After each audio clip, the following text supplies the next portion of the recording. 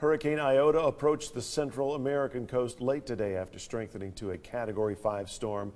That area, of course, still recovering from Hurricane Eta flooding 2 weeks ago. The people in Nicaragua are bracing for the worst. Chief Meteorologist Paul Barys is in the Storm Alert Center with the track. Paul?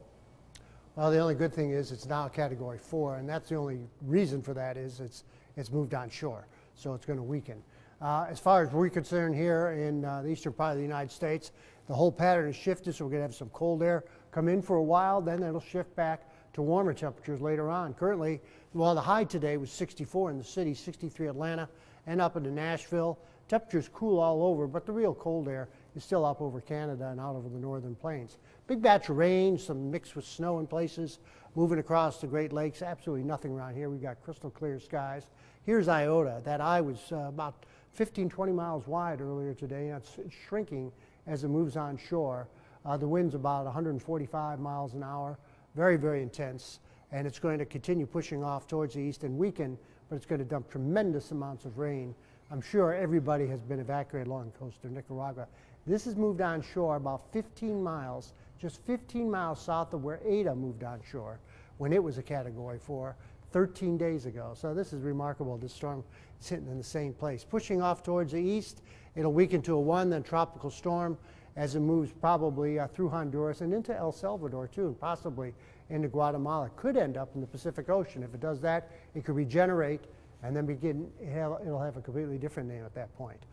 36 in Dalton, 39 in the city right now. It's really cooled off because those winds are calm, the skies are clear. Already below freezing in Murphy, and the Weather Service has stopped their freezing and the frost and freeze warning policy right now because most people have already seen it, freezing and frosty conditions, but not at the airport in Chattanooga. We haven't gotten that cold yet.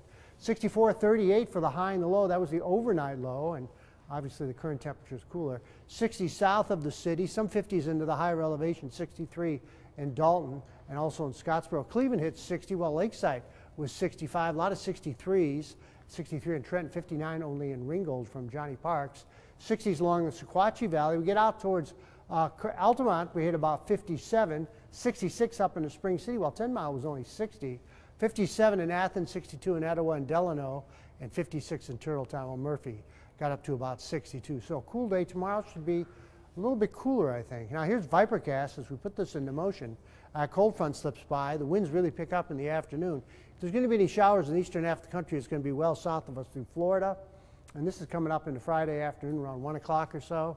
Really no big changes, except we're going to have warmer air start to fly out of the southeast, and that's going to increase the temperatures coming up into the weekend too. So right now, the weekend is looking mighty fine around the Tennessee Valley, and really no big storms to speak of around here. All the real action is down in the Caribbean. Tonight, we'll hit 35 in the city with patchy frost in places, calm winds, and clear skies. Tomorrow, lots of sun.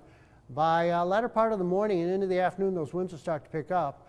Northwesterly at 10 to 15 with gusts maybe to 25 at times, but 60 will be the high, and it's going to feel a lot colder. But if you're in the sun, you'll feel real good. 35 tomorrow night with clear skies again. Could be some patchy frost one more time. Those are the low temperatures. All these forecasts are in the city. A lot of places will be cooler. Wednesday, looking at 57, 62 coming up on Thursday. Then we really warm up into Friday and Saturdays. We get near 70.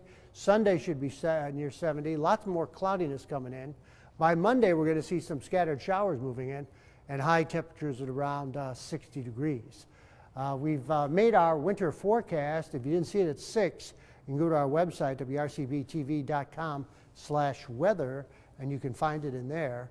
And again, that's a 90-day forecast, what we think is going to happen in December, January, and February. You may not like it. You may like it. It all depends on what you want.